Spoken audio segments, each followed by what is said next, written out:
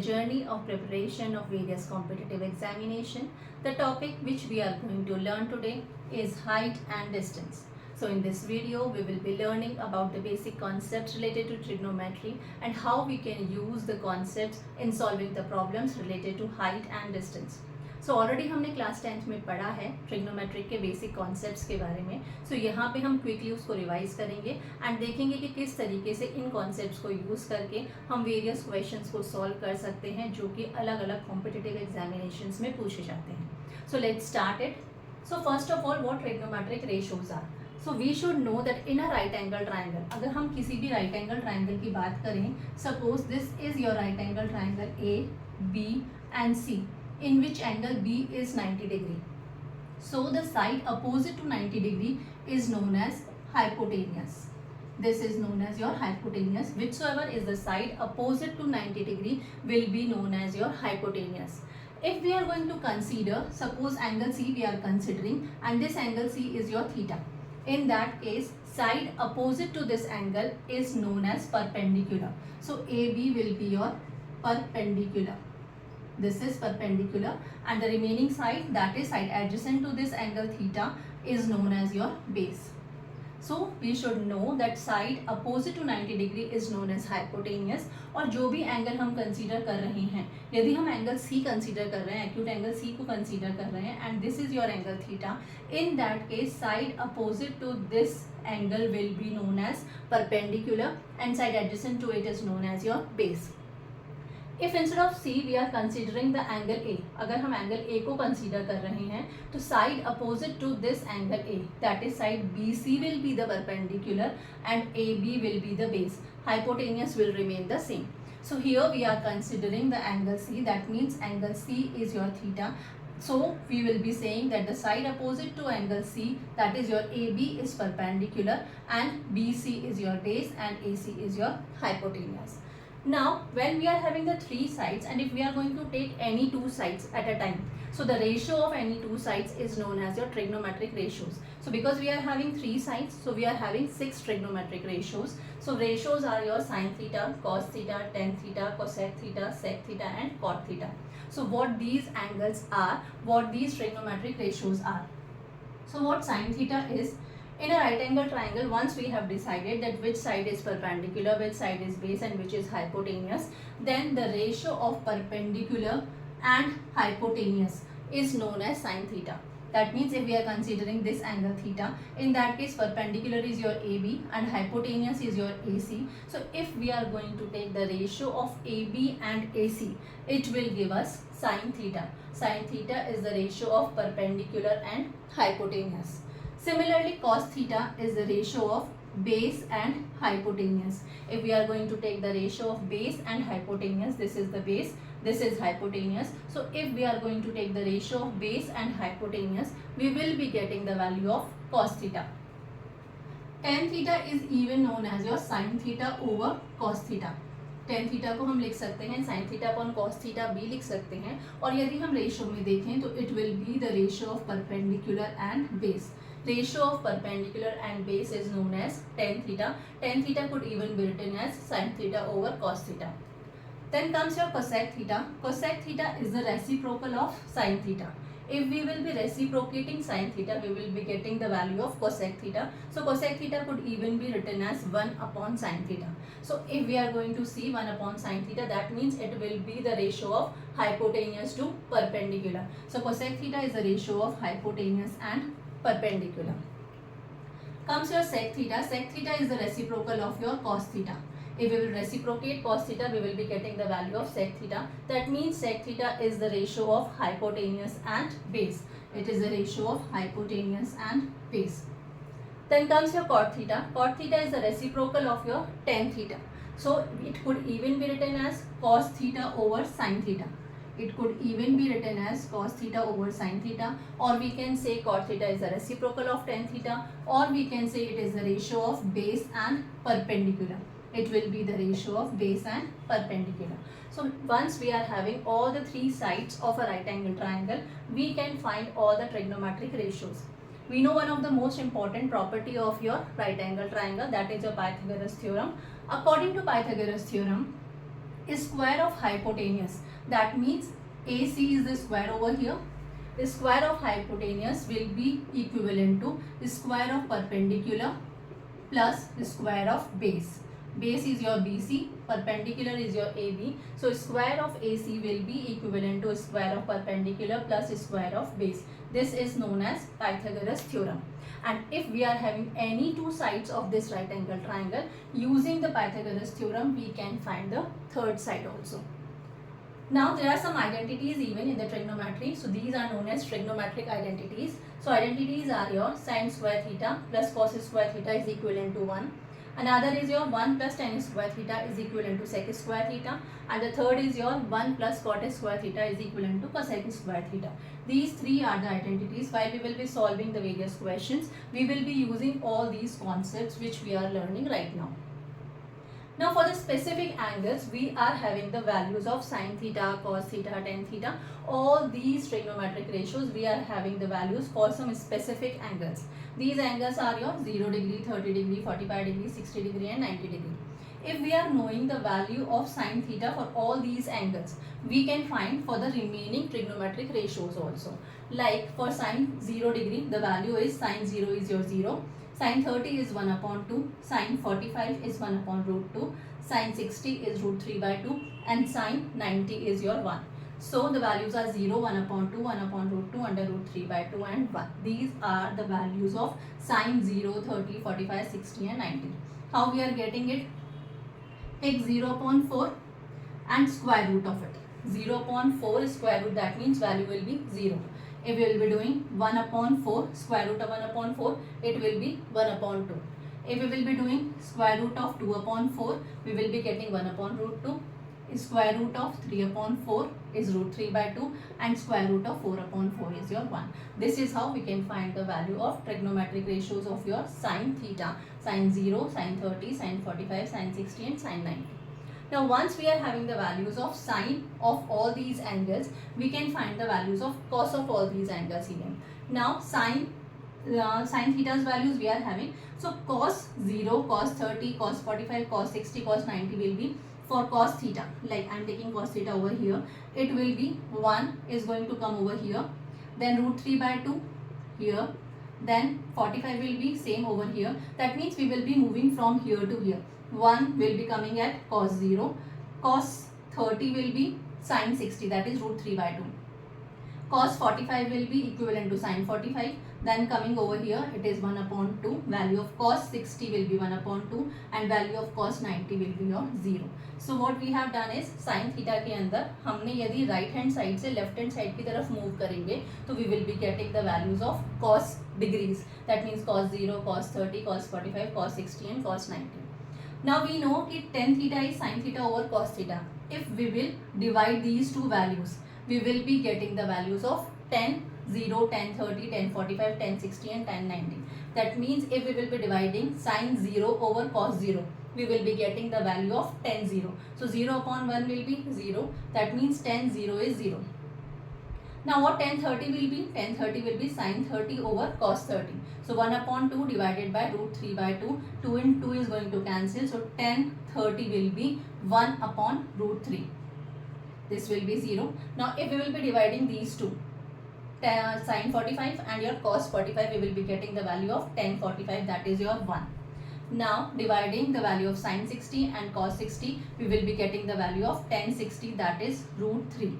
And value of tan 90 will be sin 90 over cos 90, that is your not defined.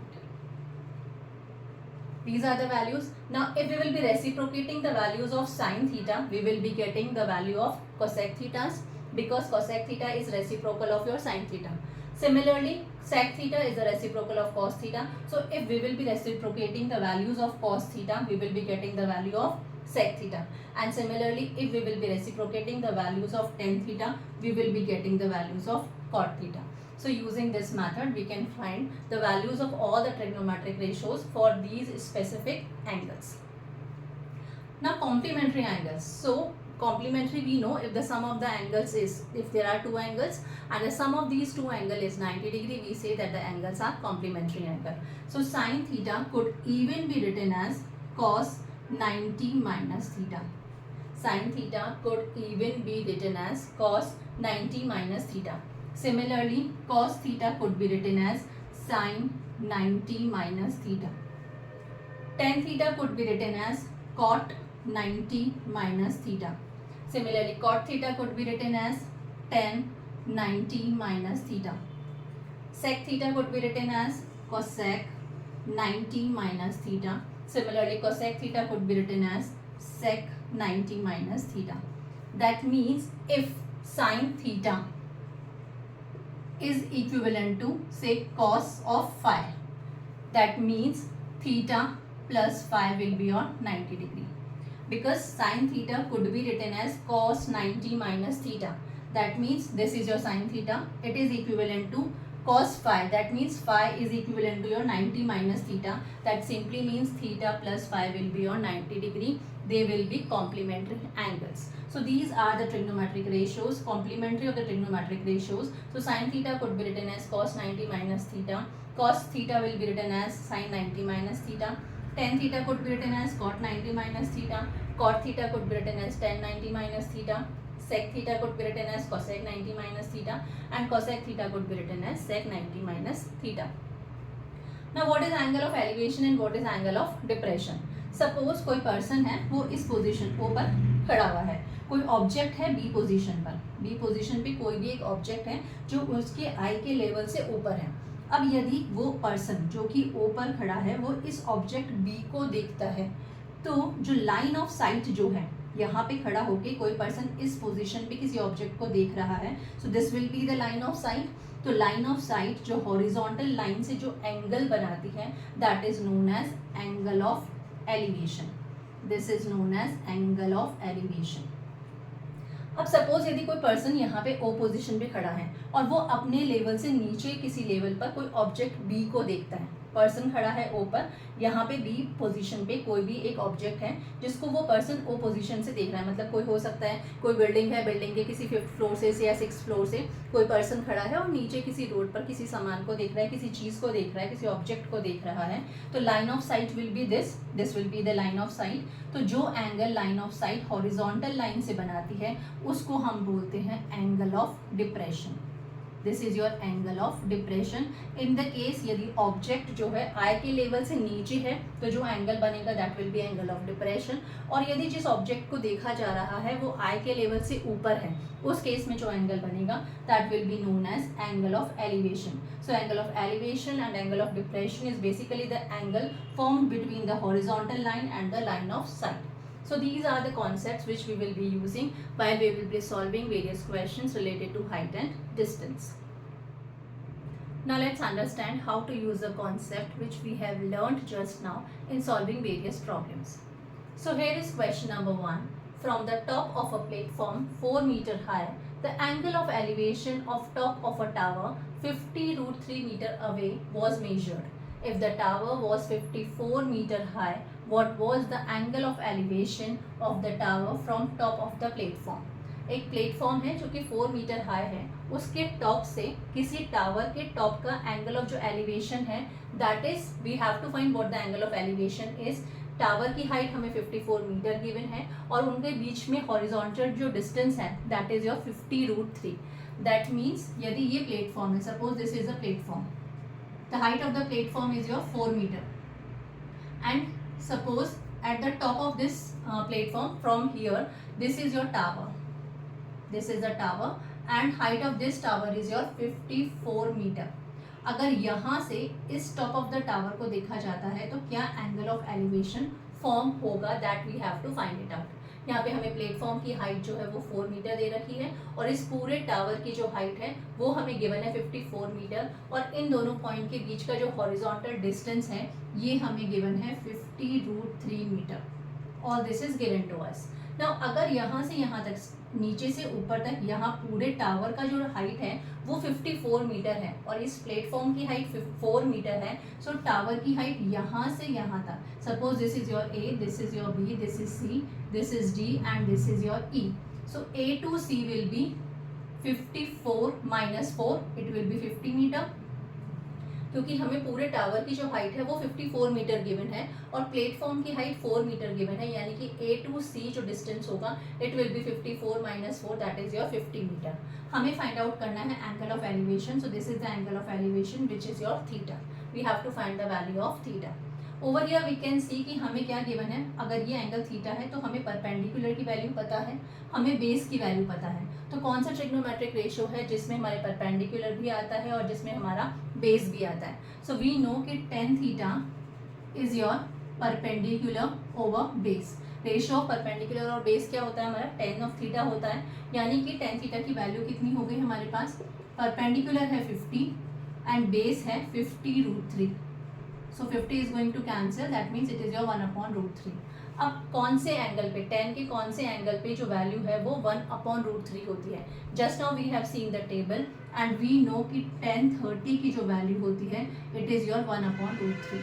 So tan theta is 1/√3 and tan 30 is 1/√3. So we will be saying that the angle of elevation is your 30 degree will be the angle of elevation. The next question is, a man on a cliff observes a boat at an angle of depression of 30 degree. Angle of depression जो है एक boat को देखने पर वो कितना है, 30 degree का है, which is approaching the shore to a point exactly beneath the observer at uniform speed. 10 minutes later, the angle of depression of boat is found to be 60 degrees. Find the total time taken by the boat to reach the shore.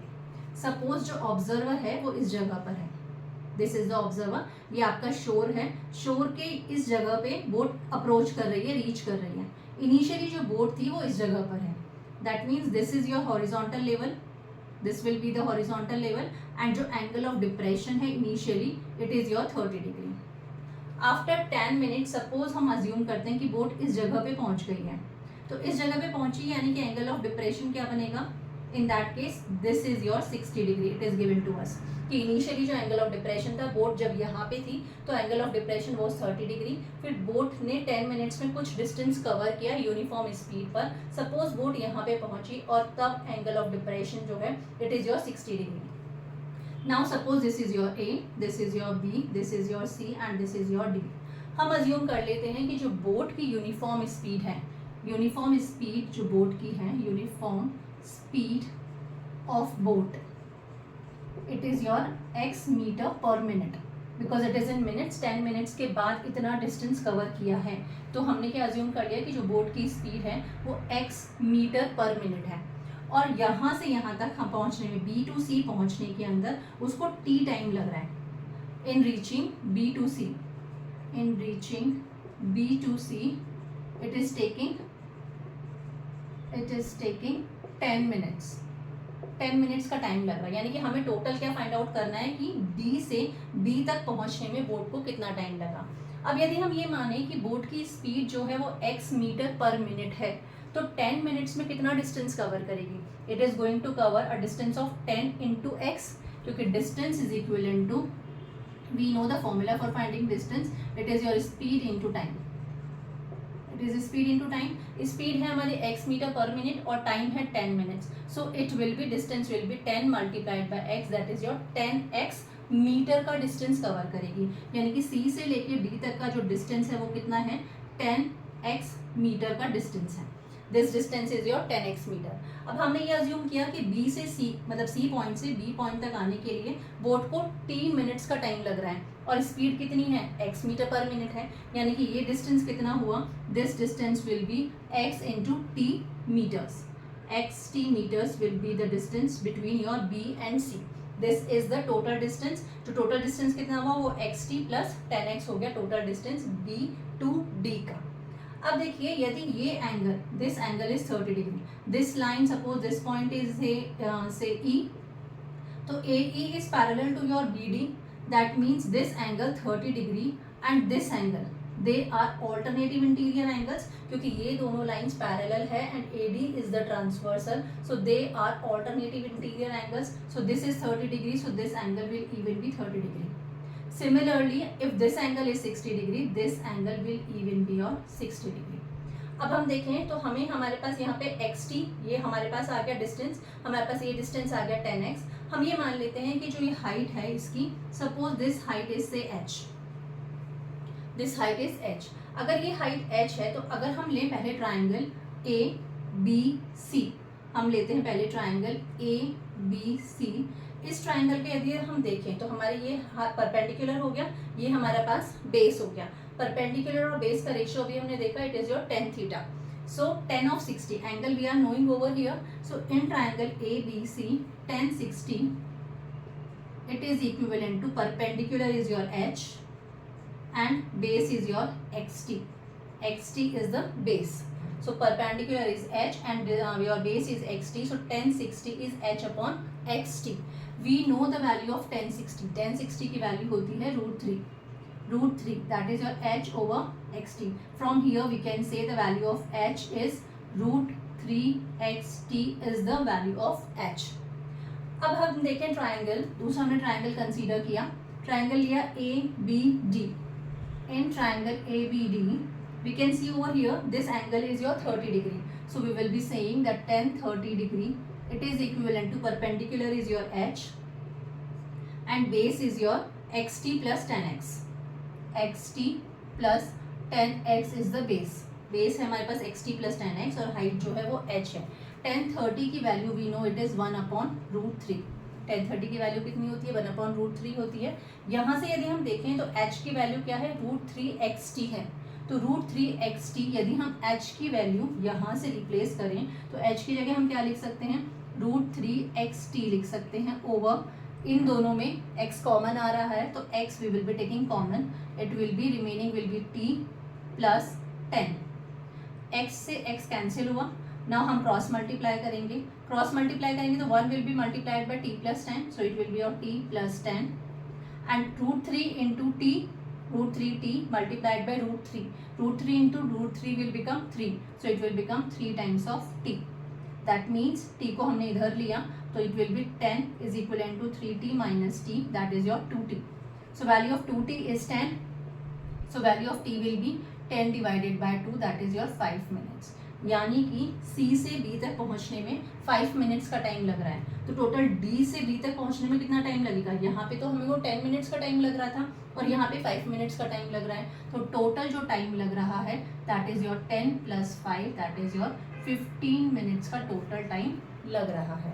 So this is how, जो भी हमें given है accordingly हम ये check करेंगे कि हमें कौन सा ट्रिग्नोमेट्रिक रेशियो हम यूज़ कर सकते हैं। टेबल से हमें वी नो कि हमें वैल्यूज जो है ट्रिग्नोमेट्रिक रेशियोज की हमें वो पता ही है ऑलरेडी। कुछ स्पेसिफिक एंगल्स के लिए मेनली जो एंगल्स बनते हैं वो वही एंगल होंगे जो कि हमारे ट्रिग्नोमेट्रिक रेशियो की जो टेबल होती है उसमें गिवन होते हैं। So similarly we can find the values whatsoever is unknown to us. So here are the next questions. Question number 3.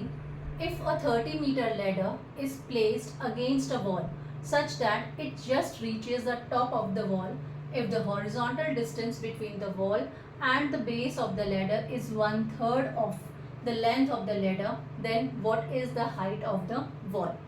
Suppose हमने माना कि ये हमारी wall है, this is the wall, और ये हमारी ladder है, this is the ladder, this is the horizontal distance. Suppose हमने मान लिया कि A B is the wall and A C is the ladder. अब हमें क्या गिवन है कि जो लेडर की साइज है वो कितनी है? 30 मीटर है। लेडर की लेंथ जो है वो 30 मीटर है, that means this is your 30 metre given to us. और जो हॉरिजॉन्टल डिस्टेंस है लेडर के फुट का और वॉल का वो कितना है? Base of the ladder and your wall, उनके बीच का जो डिस्टेंस है 1/3 of the length of the ladder. अब लेडर की लेंथ तो 30 मीटर है तो 1/3 of the length of the ladder कितनी हो गई? 1/3 of 30, that is your 10 metre हो गई। यानी कि बी से सी का जो डिस्टेंस गिवन है हमें वो 10 मीटर का गिवन है।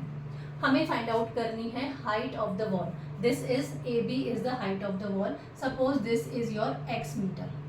Now it is a right angle triangle, right angle at B, that simply means directly by applying the Pythagoras theorem we can find the height of your wall. Wall की जो height है हम directly Pythagoras theorem apply करके find out कर सकते हैं, क्योंकि right angle triangle में यदि हमें कोई भी दो साइड गिवन है तो हम थर्ड साइड फाइंड आउट कर सकते हैं using Pythagoras theorem. So according to Pythagoras theorem AC square, that is hypotenuse square, it is equivalent to AB square plus BC square. Now value of AC is 30 So square of 30, it is equivalent to AB we have assumed to be x and value of BC is your 10. So if we are going to keep the values, 30 square will be your 900. It is equivalent to x square plus 100. Square of 10 will be 100. So 900 minus 100. When we will take this 100 in the LHS, it will become negative. So 900 minus 100 will be your 800 is the value of your x square, or we can say value of x will be root of 800. अब 800 को हम क्या लिख सकते हैं, 2 into 2 into 2 into 10 लिख सकते हैं. अब यदि स्क्वायर रूट के बाहर हम देखेंगे तो एक 10 स्क्वायर रूट के बाहर आ जाएगा, एक 2 स्क्वायर रूट के बाहर आ जाएगा. That means 2 into 10 and this root 2 will be inside the square root sign. So the length will be of 20 root 2 meter will be the height of your wall. The next question is, a tower subtends an angle 60 degree at a point A on the same level as the foot of the tower. तो suppose सबसे पहले तो हम ये tower assume कर लेते हैं. अब इसके सेम लेवल पर एक पॉइंट है जो फुट है, इसके सेम लेवल पर एक पॉइंट है A. Suppose this is the point A, this is point A and ये हमारा टावर हो गया. एंगल जो बन रहा है वो 60 डिग्री का बन रहा है. That means from here this angle, this will be the horizontal. So angle this is your 60 degree. If this is 60 degree, that means this angle will even be your 60 degree, because this line and this line, they are parallel to each other and it is the transversal, so it is your alternative interior angles. So this angle is your 60 degree. Now B is a point vertically above A and AB is H. A के vertically above एक point B है. Suppose this is the point B, ये vertically above है और ये हमें value given है H. जो AB की value है, AB की जो height है, it is your H. सो हम यहाँ से एक हॉरिजॉन्टल लाइन ड्रॉ कर लेते हैं. The angle of depression of the foot of tower measured from B is 30 degree. यदि हम टावर के फुट का यदि हम देखें angle of depression from the point B, it is equivalent to 30 degree. That means this angle is given to us as 30 degree. This is angle of depression. तो ये angle of depression कितना गिवन है हमें, 30 डिग्री गिवन है. सो if this is 30 degree, this will even be your 30 degree. Now if this is A, this is B, suppose this is your C and suppose this is your D. What is the height of the tower? Height of the tower क्या है? So we can join it from here also. Now देखिए, अब हमारा DCA, it is a right angle triangle. Similarly CAB is even a right angle triangle. अब ये हमारा AB जो है वो H है. That means this point is even your H. Suppose हम ये मान लेते हैं कि from here to here it is your H dash. तो हमें फाइंड क्या करनी है, टावर की हाइट फाइंड करनी है. मतलब हमें H प्लस H डैश की वैल्यू फाइंड आउट करनी है. सबसे पहले हम ये अज्यूम कर लेते हैं कि जो दोनों पॉइंट हैं, A पॉइंट और ये जो टावर का फुट है, इनके बीच का डिस्टेंस, सपोज ये डिस्टेंस जो है वो है L. This distance is L. Now we are having two things. We are having the perpendicular also. We are having the base also.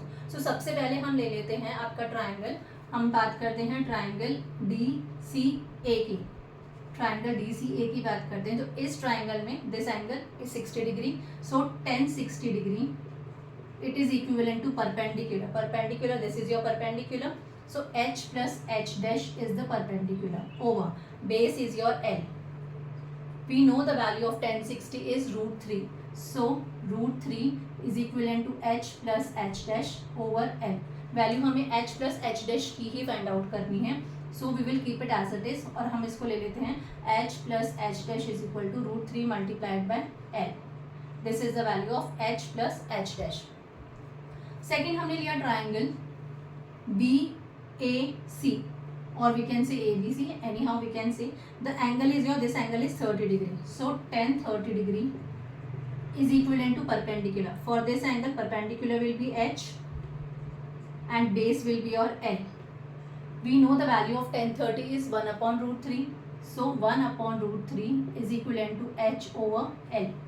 यहाँ से यदि हम देखें तो हम L की वैल्यू क्या फाइंड आउट कर सकते हैं. L की value could be written as root 3 into H. L could be written as root 3 into H. So यहाँ से L की वैल्यू हमने यहाँ पे पुट की. L की वैल्यू रूट 3 इंटू H हमने इधर रखी, इस इक्वेशन में रखी. So it will be H plus H dash will be root 3 into root 3 H.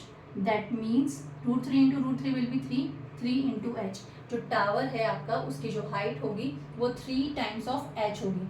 H क्या था, ए और बी के बीच का डिस्टेंस था, तो जो टावर की हाइट होगी it will be 3 times of the height from A to B. This will be the answer.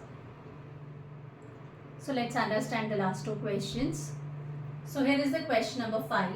From a point X on a bridge across a river, the angles of depression of 2 points P and Q on the banks on opposite side of the river are alpha and beta respectively. यानी कि कोई bridge है, bridge पे कोई point X है, उस point से यदि हम किन्हीं दो पॉइंट्स P एंड Q को देखें जो कि बैंक्स के अपोजिट साइड में है, यानी रिवर की जो बैंक है उसके अपोजिट साइड में दो पॉइंट्स P एंड Q हैं, तो यदि हम X पॉइंट जो कि ब्रिज पर है उससे इन दोनों पॉइंट्स को देखते हैं तो एंगल ऑफ डिप्रेशन जो बन रहा है वो है अल्फा एंड बीटा। यानी कि यदि हम देखें, ये सपोज ब्रिज है, this is the bridge, bridge पे कोई पॉइंट है X, इस पॉइंट से हमने suppose this is the river, ये रिवर का एक बैंक है, ये इसका अपोजिट बैंक है, इस पर एक पॉइंट है P, इस पर पॉइंट है Q। इस पॉइंट से यदि हम इनको देखते हैं, इन बैंक्स के कॉर्नर्स को देखते हैं, तो जो एंगल ऑफ डिप्रेशन बन रहा है वो अल्फा एंड बीटा बन रहा है। सो if this is alpha this will even be alpha, if this is beta this will even B beta.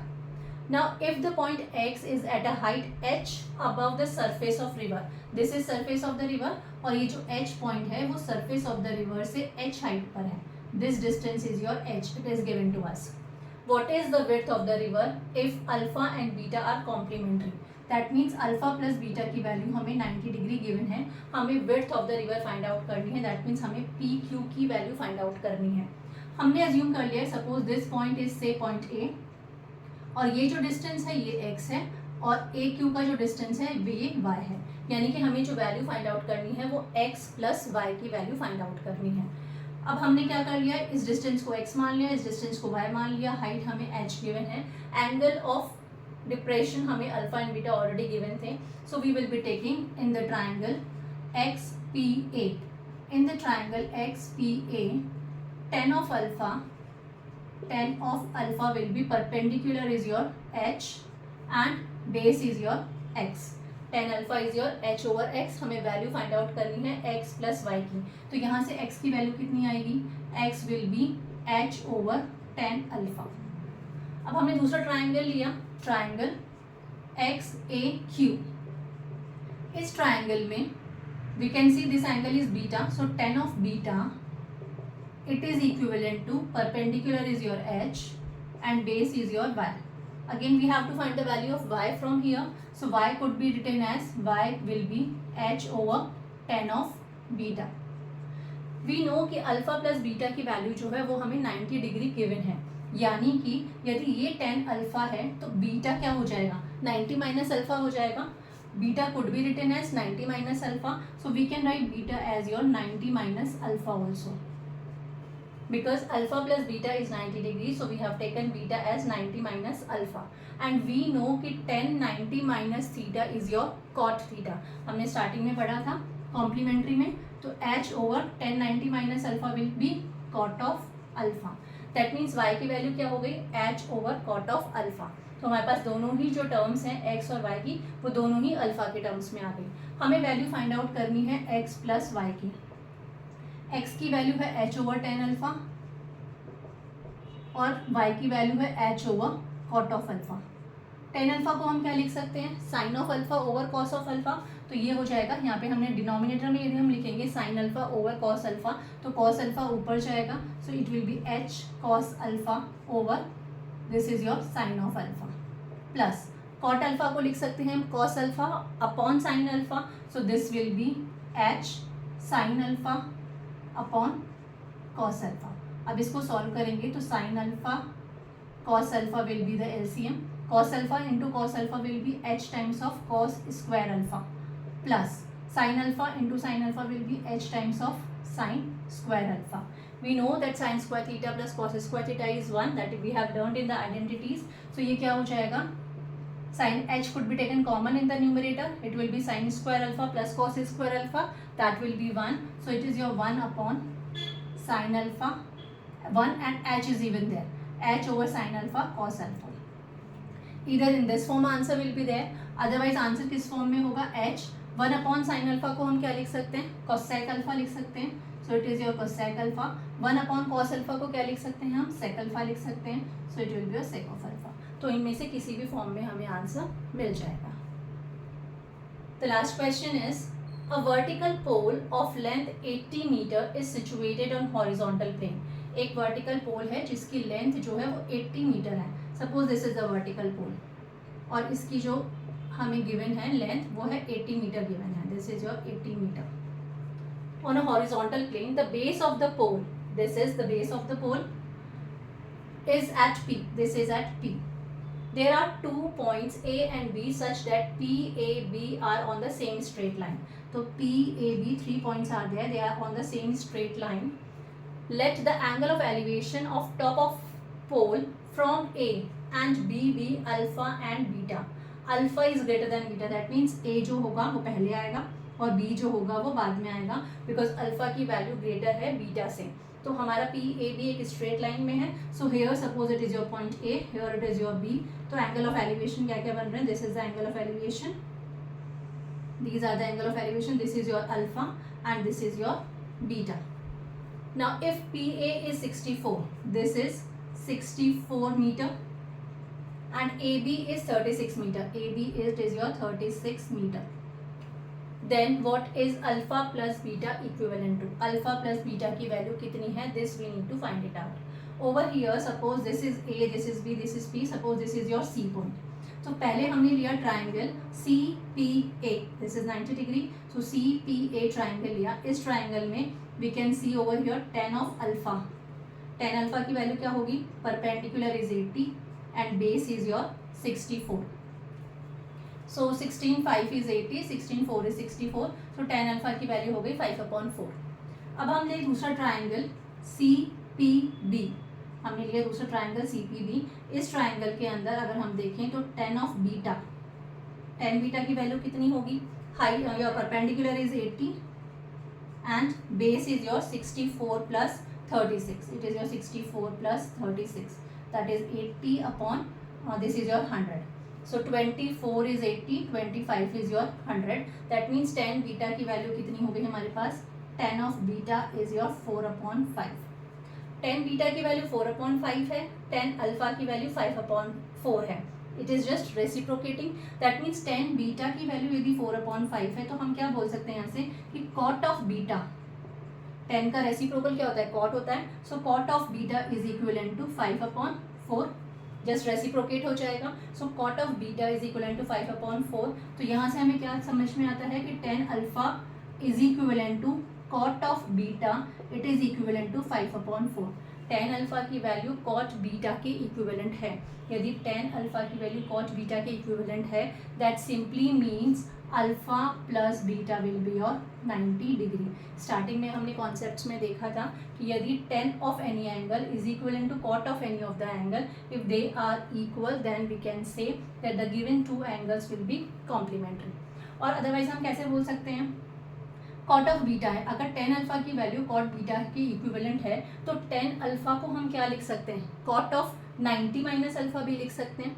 Right, we can write it as tan alpha को हम क्या लिख सकते हैं, cot ऑफ 90 माइनस अल्फा भी लिख सकते हैं. If cot 90 minus alpha is equivalent to cot beta है, in that case 90 minus alpha will be equivalent to beta, or we can say 90 is equivalent to alpha plus beta. So this is how we can say कि जो alpha और beta है उन दोनों का जो sum होगा it will be equivalent to your 90 degree. So this is how using the concepts we can solve the questions. Hope it is clear to you. Soon we'll be coming with the more videos related to your various competitive examination. Till then, thank you.